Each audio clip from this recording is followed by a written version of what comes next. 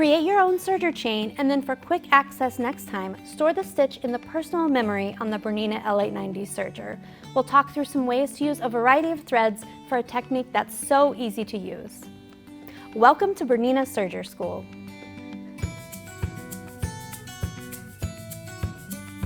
I'm here today with Jaime David, educator and serger specialist for Bernina. She is going to show us how to customize and create your favorite settings for serger chain. Hey Jaime. Hi.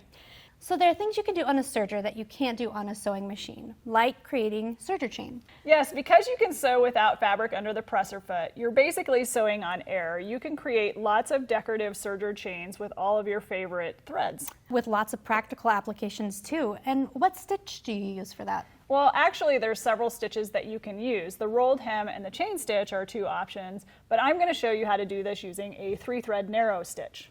Excellent. Let's see it in action. Great. Thread the machine with decorative thread in the lower looper, upper looper, and the right needle.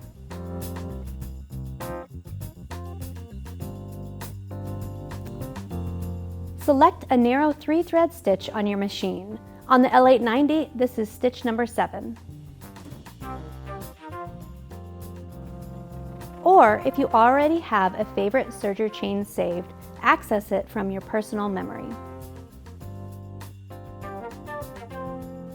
Stitch to create the serger chain.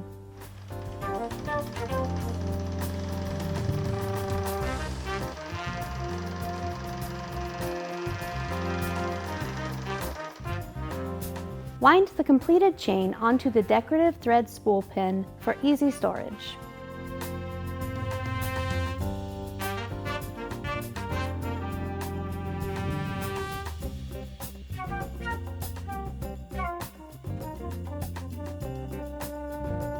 Serger chain has so many uses in garment sewing, everything from button loops and closures to subtle belt loops on high-end dresses.